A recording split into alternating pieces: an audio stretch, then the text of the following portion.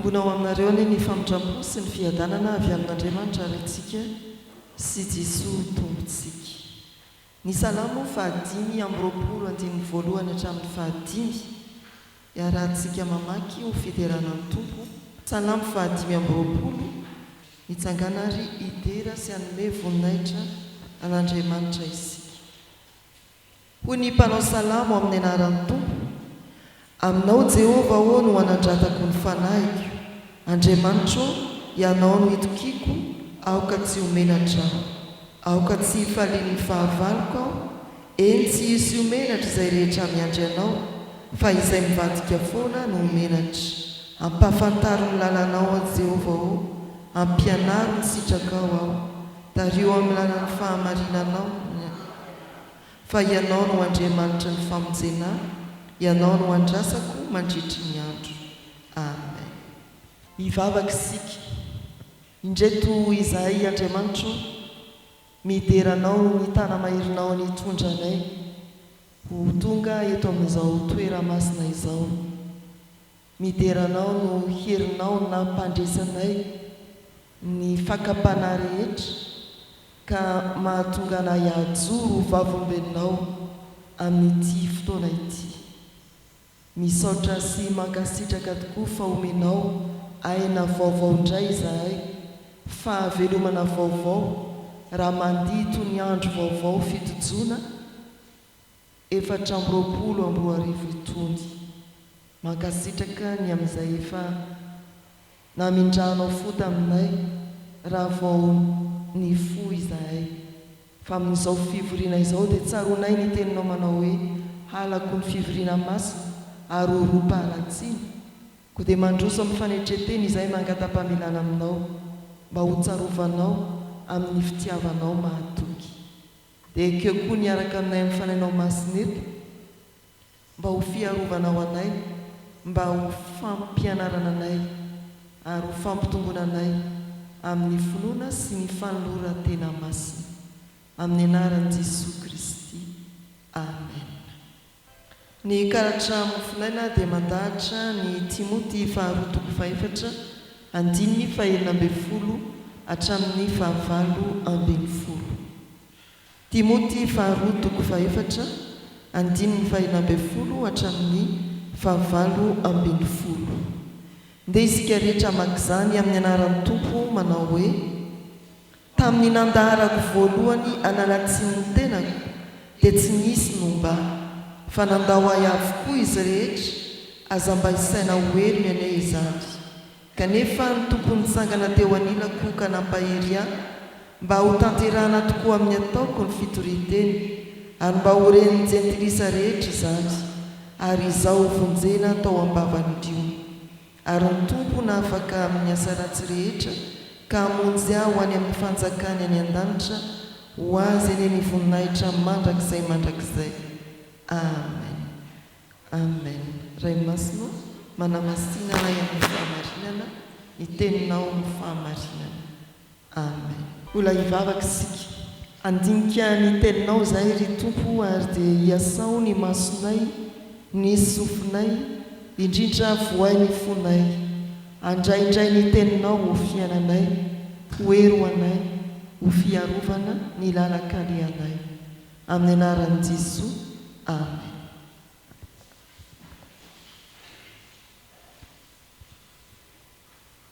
Ao amin'ny Timoty 2 isika.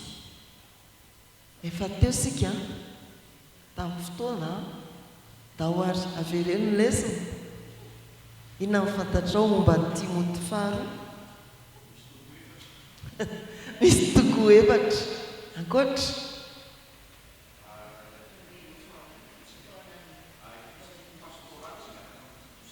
Epistily pastoraly miaraka amin'ny Titosy sy ny Timoty voalohany, bebe Claire. 17 taona tao aorianan'i Jesosy Kristy no nanoratana azy. Tao amponjy tany ampigadrana Paoly nanoratra. Inona koa?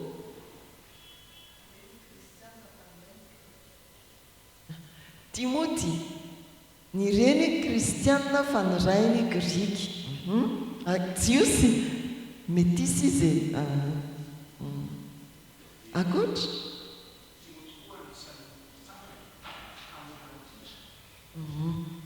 mitondra fiangonana tao anatin'ny fahatandrana i Timoty izy sy Titosy zany ny antony nanoratana an'ity epistile pastoraly ity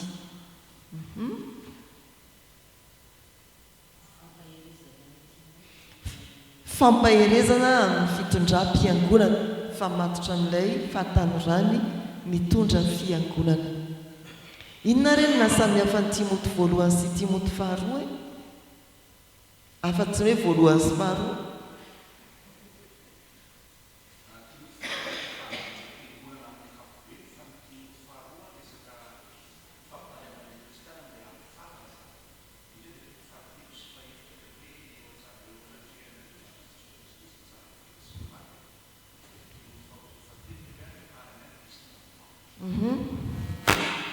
inona ny mahasamihafa azy koa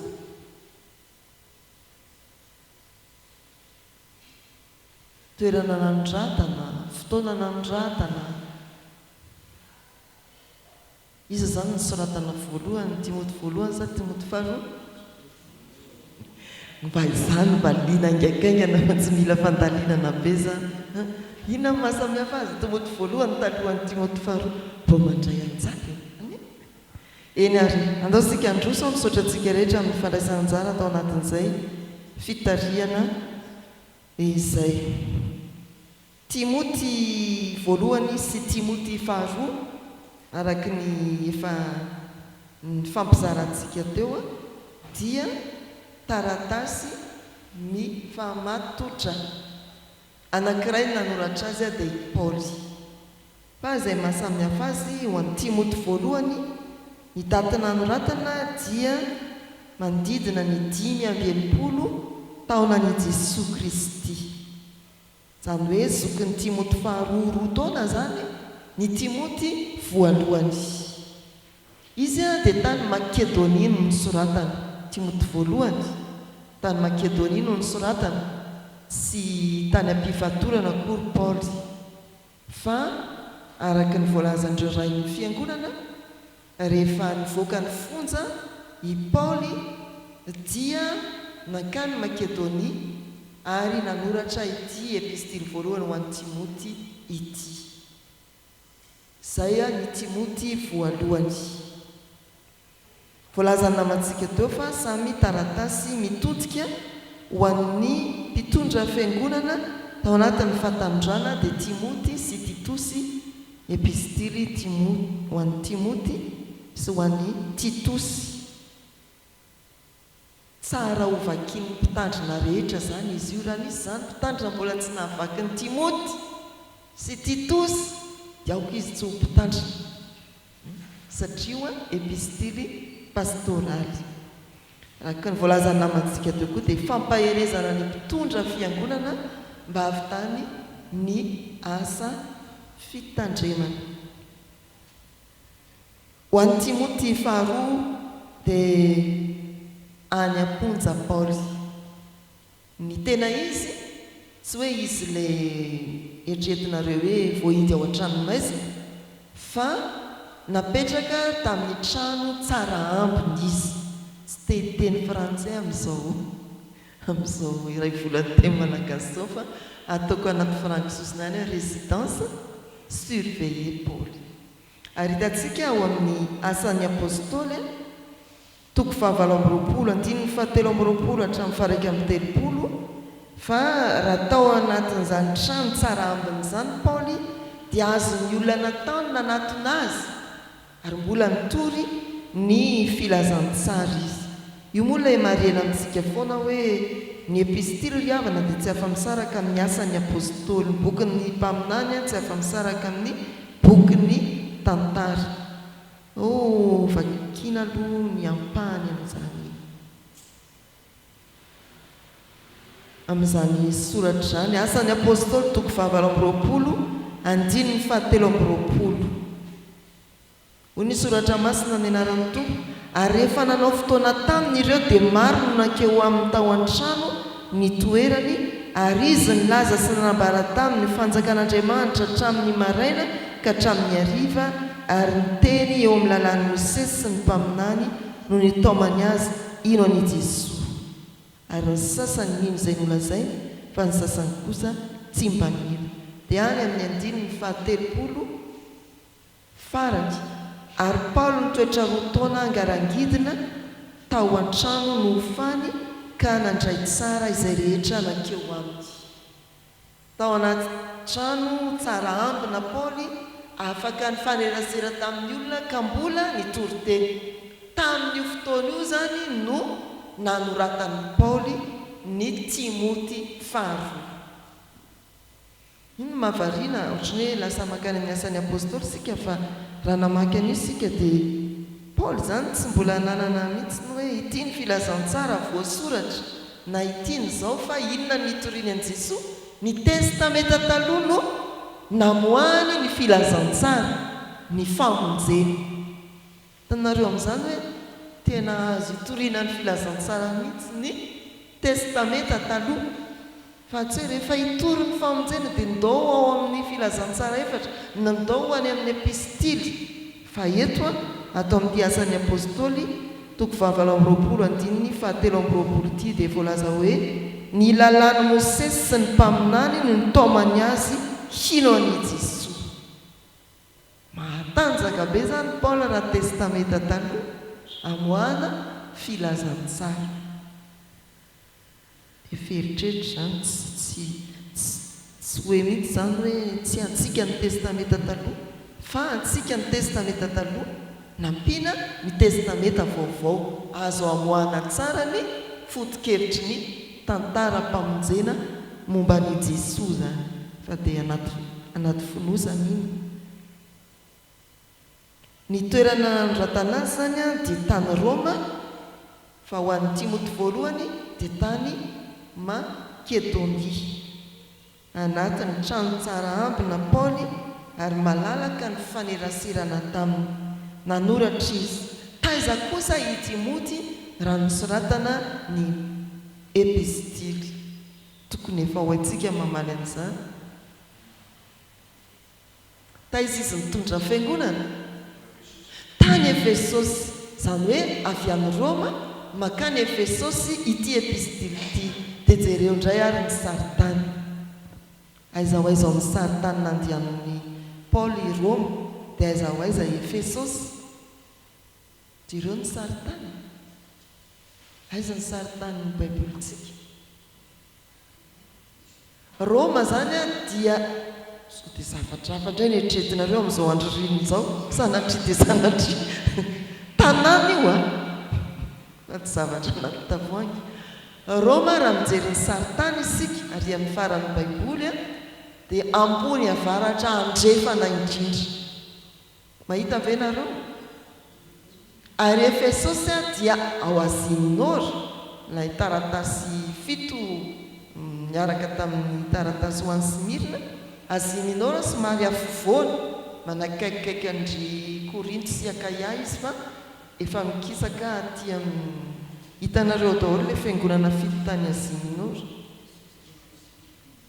Misy saritany daholo ve? Ny saritany farany zany no manambara ny dian'ny Paoly dia io Akaia dia elanelanina ranomasina dia Efesosy.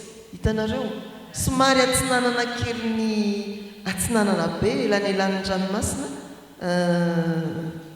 ny Korinto, Atena dia mikisaka isika eo an-tandrifina eo Efesosy.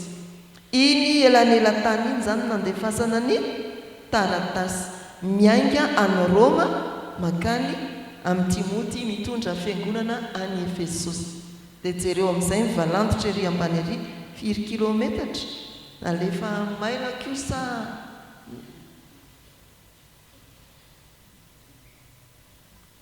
ny sahirana mihitsy Paoly natsiaro ny zanany ara-panahy. Efesosy. Ny asan'ny apôstôly 10 no milaza ny famakiana lay tao Efesosy. Asan'ny apôstôly 10. Ny anjin'ny fa7telopolo lay misy filazana malaza hoe rehefa tena ny komy tamin'ny mpitory filazantsara ny efesianina dia ny orakoraka izy hoe lehibe ny dianina ny efesianina. Tena nanohitra mafy a natolotra ny manam-pahefana ny mpitory filazantsara dia zany ny orakorahany hoe lehibe ny dianina ny efesianina. Teo zany nanomboka ny tantarany Efesosy ny momba ny fiainam-panahiny kosa dia ao amin'ny Efesianina toko voalohany andiny 10 sy 9. Nanahoana ny toe-panahin'ny fiangonana tao Efesosy avy nanompo ho an'ny dianina lehibe. Nanahoana izy rehefa babo ny filazantsara.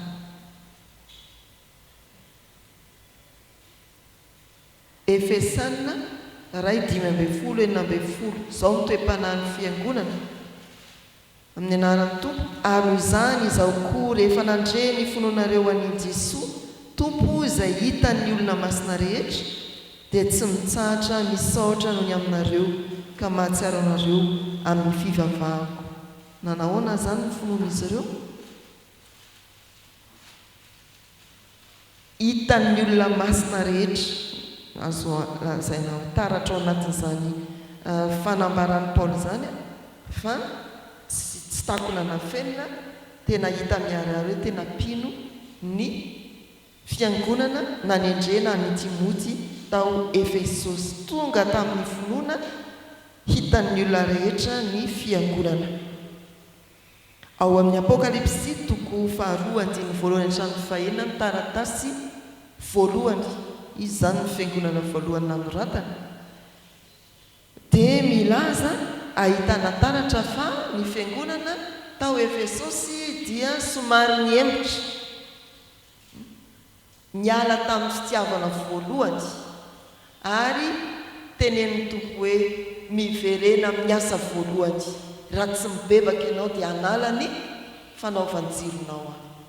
Taratra tao amin'ny fiangonana izay nambara hoe hitan'ny olona rehetra ny finoana io zany tamin'ny fotoanandro. Rehefa tany amin'ny Apokalipsy dia tsikatra araky ny taratasy ho an'ny Efesosy fa niembotra izy ary asain'ny tompo mibebaka miverina manao ny asa voalohany. Niala tamin'ny fitiavana voalohany izy. Izay ny tantaran'ny fiangonana tao Efesosy, izay fiangonana nitandreman'ny Timoty. Timoty, iza kosa ry Timoty? Timoty dia lehilahy izy aboa. Zatovolahy izay tsara fototra tamin'ny soratra masina.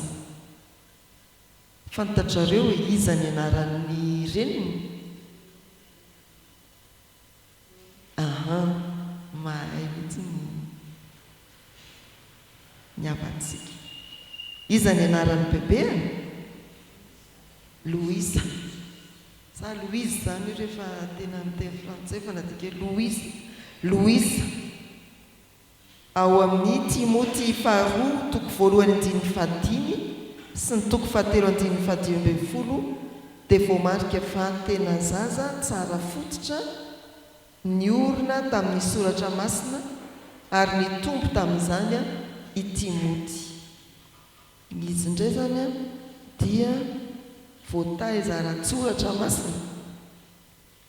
Timoty 2:1-5 sy ny 7:5-10. Ovakitsika ilay 10:10. Fahatry ny fony vaozaza ianao dia efa nahalala ny soratra masina izay nampahindry ianao amin'ny famonjena amin'ny finoana izay ao amin'ny Kristy Jesoa. Ny 10:5 amin'ny toko voalohany, fa nisy ahatsiarovako ny finoana tsy mihatsara velanty izay ao anatinao, izay nitoetra taloha tao amin'ny Loiza renibenao sy Eonika reninao, ary matoky aho fa ao anatinao koa izany. Zay Timoty, ambaran'ny paoly eo amin'ny korintianina voalohany toko fa 4:7 fa zanaka ara-panahy mahatoky i Timoty voalohany korintianina voalohany toko fa 4:7 momba ny Timoty dia olona tsara orina tamin'ny soratra masina hatramin'ny fahazazana izy, ary zanaky Paoly ara-panahy araka ny filazany ao amin'ny korintianina voalohany toko fa 4:7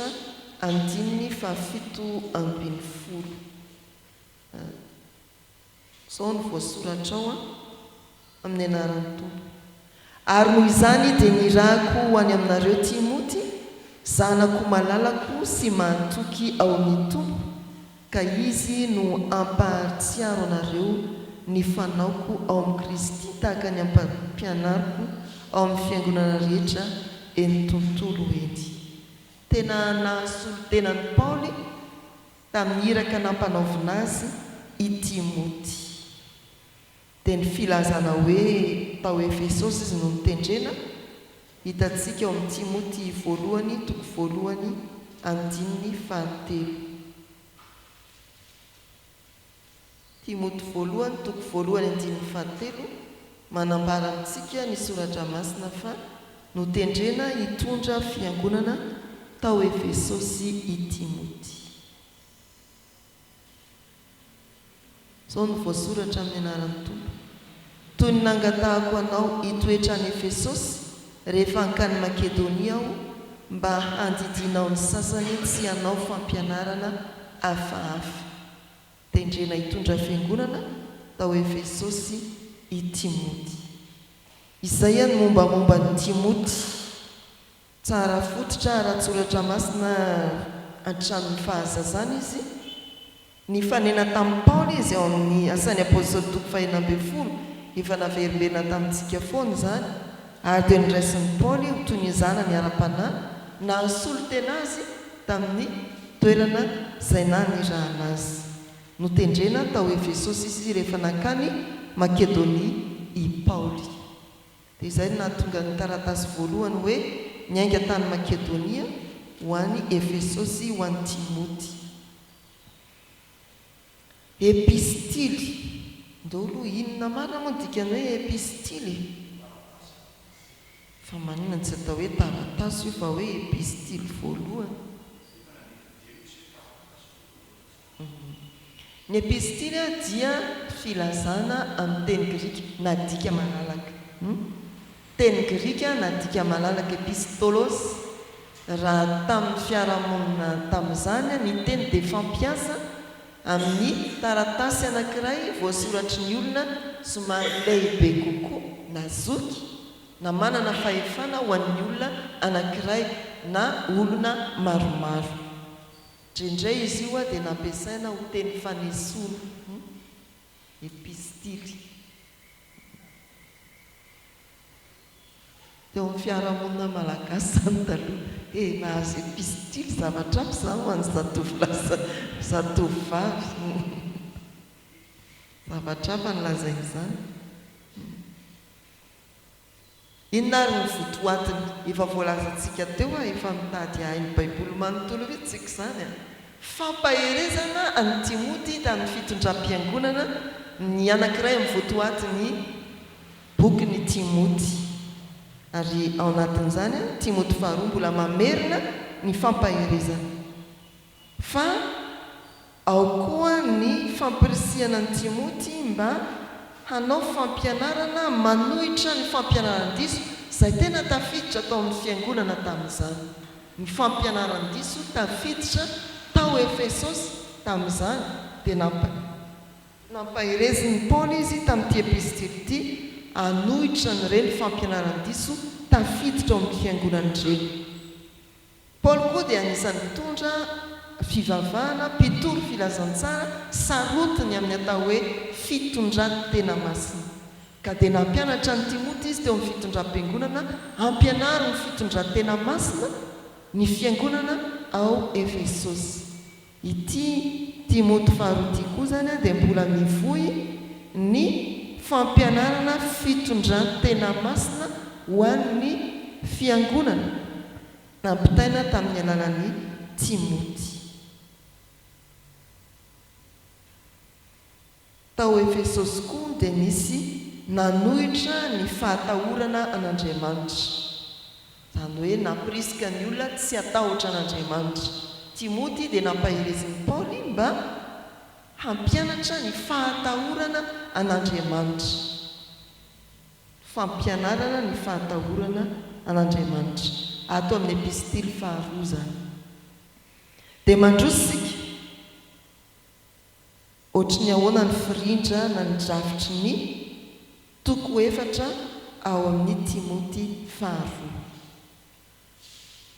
Ny toko 1 ny 1 sy faharoa dia fitariana sady fiarabana apostolika, manao hoe ho aminareo ny fahasoavana sy ny famindram-po ary ny fiadanana.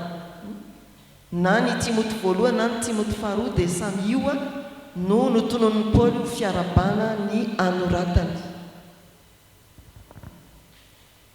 Hitantsika eo amin'ny Timoty 1 dia ohatrany koa.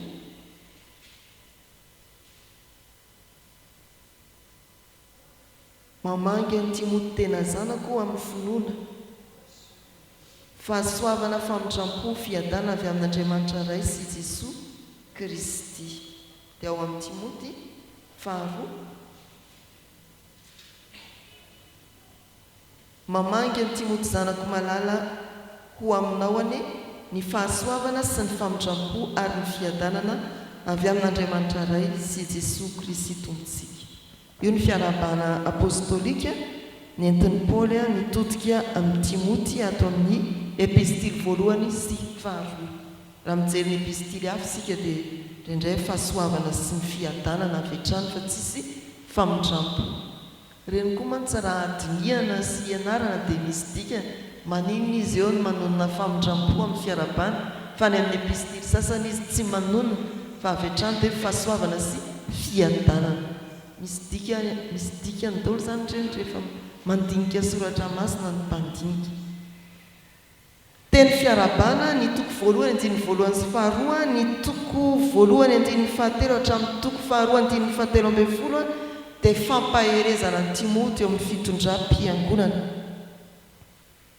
Toko 1 fahatelo hatramin'ny toko faharoa 17 ary ny toko faharoa 14 hatramin'ny toko faefatra 15 dia fiatrehana ny mpampianatra sandoka, fiatrehana ny mpampianatra sandoka.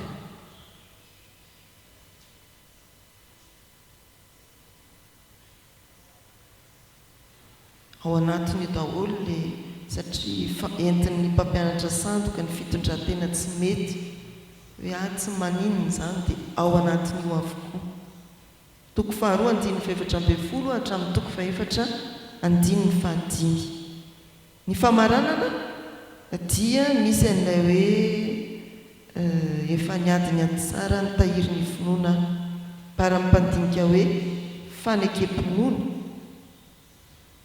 19 hatramin'ny fahavalo toko faefatra. Dia toko faefatra 19 hatramin'ny fahavalo 12 misy an'ity anjara mofinainantsika ity dia toa fampitam-baovao ataon'ny Paoly momba azy, fampitana vaovao momba ny tenany amin'ny Timoty zanany, izao ny momba. Ary ny farany dia fanaovam-beloma ireo angonana masina. Ndao ary mojerentsika ity anjara mofinainantsika ity. Ao amin'ilay inona zany sika izao fizarana kely misy fampitana vaovao manokana momba ny tenany amin'ny Timoty.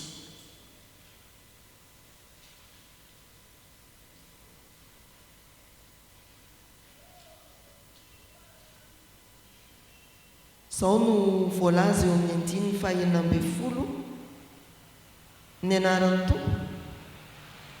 tamin'ny nandaharako voalohany analatsiny ny tenako dia tsy nisy nomba fa nandao ahy avokoa izy rehetra aza mba isaina hoelo ane izany. Raha mandinika soratra masina sika, rehefa notsaraina ka nenjehana ny mpanompon'Andriamanitra dia navelan'ny olona rery teo izy. Manomeza ohatra hoe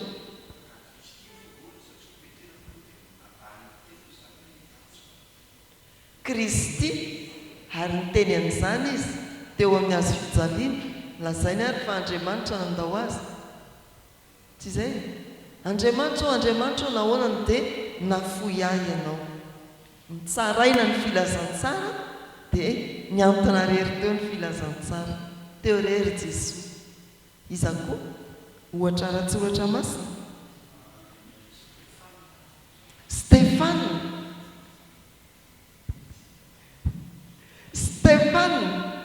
aiza misy tantara Stefana ao am-baiboly. Asan'ny apôstôly toko 7 tavela rery teo koa izy niaritra ny tora-bato teo. Dia iza koa eto izy milaza ny tenany fa taiza hoaiza teo amin'ny tantarany moa io izy nandahatra tena rery io. Tamin'ny nandaharako voalohany analatsiny ny tenako dia tsy nisy nomba fa nandao ahy avokoa izy rehetra. Voalazan'ny mpandinika fa tokotokony ho tamin'ny taona 480 taonan'i Jesosy Kristy izay nitsarana ny Paoly voalohany izay. Le teo hoe rehefa nitsaraina izy dia nahiditra amponja dia navoaka dia nanolotra ny taratasy voalohany tamin'izany 480 taorianan'i Jesosy Kristy. Napangaina izy tamin'izany tsy noho ny mampitory filazantsara azy dia namorona natota taratasy. Ny natota taratasy voalazan'ny mpahay-tantara ny ampangana azy tsy hoe izy nitory filazantsara fa napangaina izy fa nandoro ny tanàna ny Roma dia notsaraina. Fa ahoana hoy ny soratra masina afaka izy tamin'io ny 7:10 ny tompo nitsangana teo niraka nampahery ahy mba ho tanterahana tokoa amin'ny ataoko ny fitoriteny ary mba ho ren'ny jentilisa rehetra izany ary izao no vonjena teo ambavany diony. Tamin'io fitsarana io zany dia afaka izy ary nanino afaka nitoriteny indray tamin'ny jentilisa. Fiampangana tsy marina afatsiny izy. Dia hitantsika any amin'ny Jaona toko 1:20 izany hoe filazan'i Jesosy hoe tena tafajanona rery ange izay tsara iny. Eo ianao avelan'ny olona rery eo efa niatra taminao ve zany? Jeren'ny olona fotsiny eo ianao rehefa iny ianao fa tsaraina. Ny Matthieu toko 1:20 Luka toko 7:30 reny ilay Jesosy hoe mahatsiaro irery. I Jesosy tao Getsemane le Matthieu 9:20 le nilozan'ny mpianatra izy mivavaka tao efa mafy miadiny. Luka toko 7:30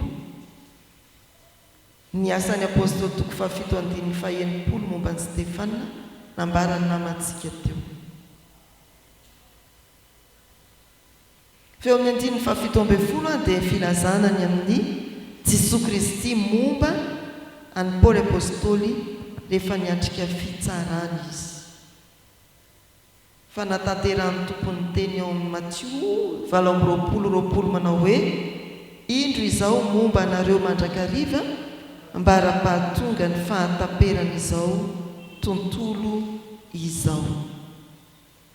Miaraka amin'io andinjoratra masina io zany ny Matthieu 20:20.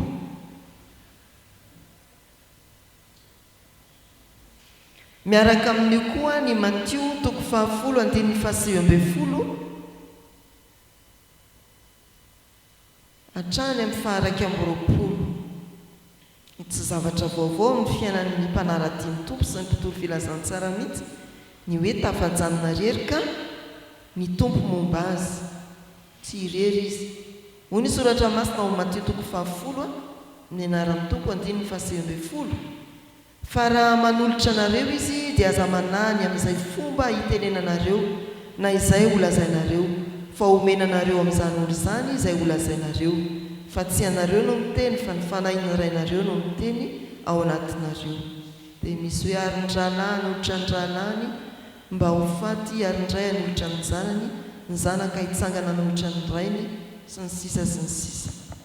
Milaza ny soratra masina fa tsy irery na oviana ny olona tsaraina no ny filazantsara, ny olona enjehana no ny filazantsara.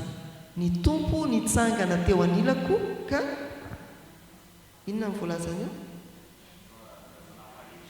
Ka nampahery. Dia tena fahatanterahany teny fampanantenan'ny Jesoa ho an'ny mpianatra io, araka ny vakiana teo any Mateo 10 ary nampazivina teo any Mateo 9:20. Fa be dia be ny andin-tsoratra masina milaza hoe tsy irery ny mpanompon'Andriamanitra miatrika ny fanenjehana, miatrika ny fitsarana. Paoly milaza hoe mahay ny zavatra rehetra ao amin'ilay mpampahery ahy. Tena hainy mihitsy ny nandahan-tenina nafatsy ny tenany araka ny teny hoe mahay ny zavatra rehetra ao amin'ilay mpampahery ahy. Za matahotra izany rehefa nijoro ianao tamin'ny fitorinan'ny filazantsara ka hoe io ianao fahenjehana, io ny tsy miandro hoe basy ihany na lefiny, fa ao an-tranao ianao dia efa tratra, any am-piasana ianao dia efa vo. Fa tadidio foana ny tenin'ny Paoly, ny fampanantenan'i Jesoa, fa ny tompo mampahery. Hoe io ianao rery eo ambiraonao dia avy ny olona, nao zany ahoana? Fa ny tompo mitsangana eo anilantsika mampahery antsika. Ho any amin'ny 9:20 isika dia anampy antsika ao anatin'io ny Romanina 9:20 sy 7:30 antsika tsy enjery tsara, fa ndelo ho vakiana ilay 9:20 manao hoe amin'ny anaran'ny tompo. Ary ny tompo anafaka amin'ny asa ratsy rehetra ka hamonjy ahy ho any amin'ny fanjakany eny an-danitra, ho azy eny ny voninahitra mandrakizay. Amen. Ny Romanina 9:20 misy hoe iza no ansaraka antsika. Romanina 9:20 7:30 amin'ny anaran'ny tompo. Fa matoky aho fa na fahafatesana na fiainana na anjery na ireo fanapahana na zavatra ankehitriny na zavatra ho avy na hery na ambony na ambany na inona amin'izao zavatra rehetra izao dia tsy asaraka antsika amin'ny fitiavan'Andriamanitra izay ao amin'ny Kristy Jesosy tompontsika.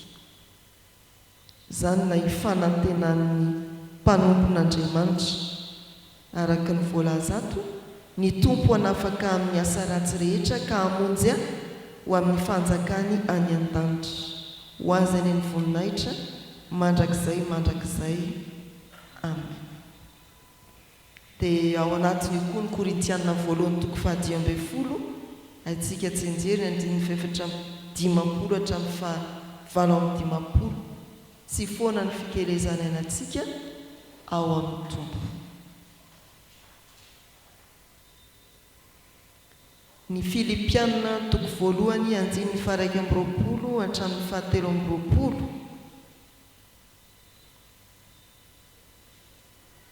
Filipianina 1:2-3:20 misy hoe ny anaran'ny tompo. Fa Kristy no antony hahavelomako ary ny fahafatesana no azoko tombony, kanefa raha ny velona amin'ny nofo no avokaran'ny asako dia tsy hitako izay hovidiako, fa sanganehana eo nelan'elan'izy roa maniry alaka ao amin'ny Kristy satria tsara lavitra izany. Izany ilay tenin'ny Paoly apôstôly fanantenany ao anatin'ny fiatrehany ny zavatsarotra dia eto tsapany mihitsy fa ny tompo nampahery azy dia tena manakomena azy te iombona amin'ny voninahitra mandrakizay mandrakizay. Amen. Efa fantatsika moa zany dikany afahafa le hoe amen dia rehefa aveo manao hoe amen ray masino fa zay moa le soratra masina dia manaraka koa tsika fampianarina hoe amen aloha zay vao hoe ray masino dia amen amen ray masino manamasinanay. Ny amen moa zany dia fantatrareo ny dikany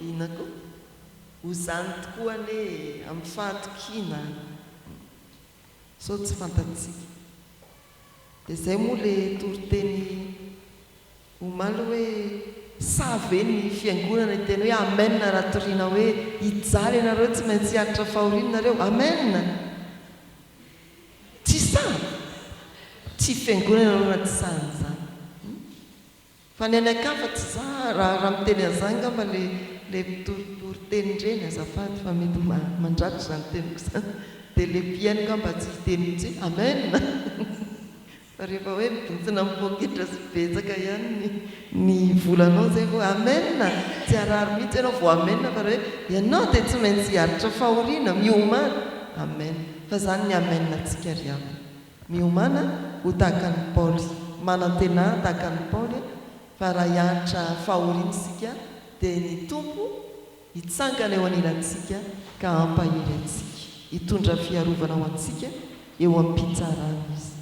Dia mifarana eo ny fotoanantsika misy andinitsoratra masina maro be ato niaraka tamin'ireo fandinian'ireo fa no ny fahaterena dia tsy hitantsika ho vakiana na ho tononona aminareo.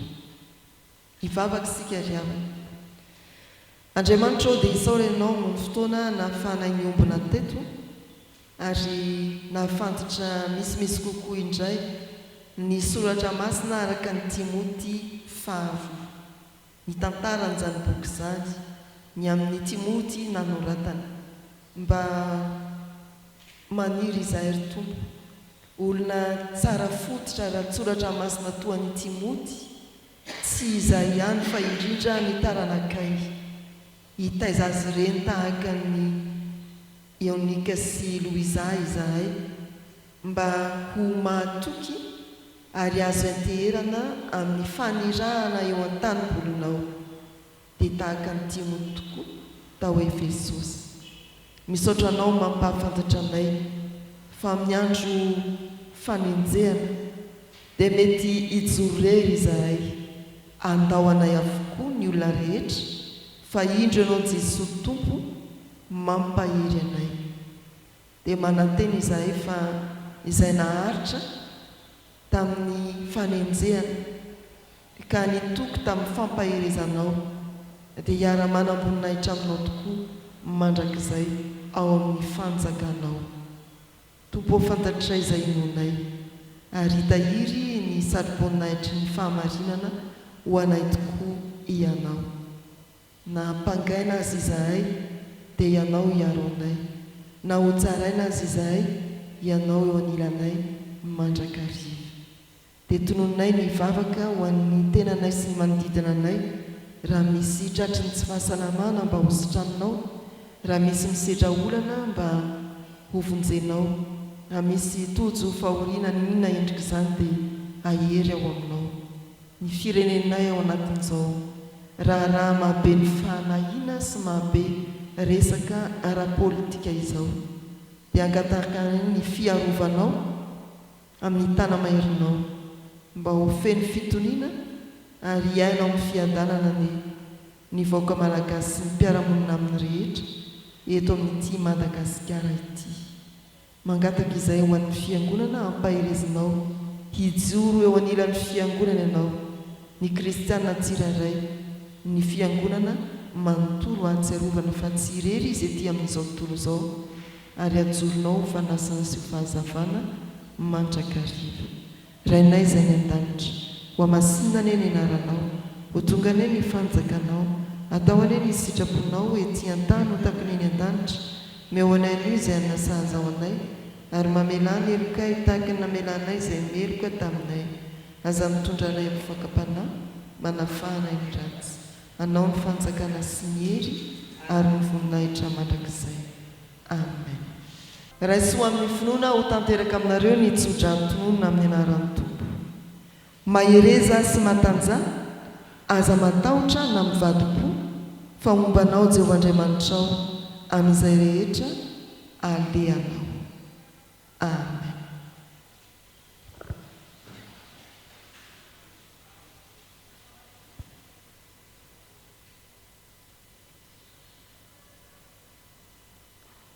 Ho an'Andriamanitra irery aniny ny voninahitra amin'ny anaran'ny Ray sy ny Zanaka ary ny fanahy masina.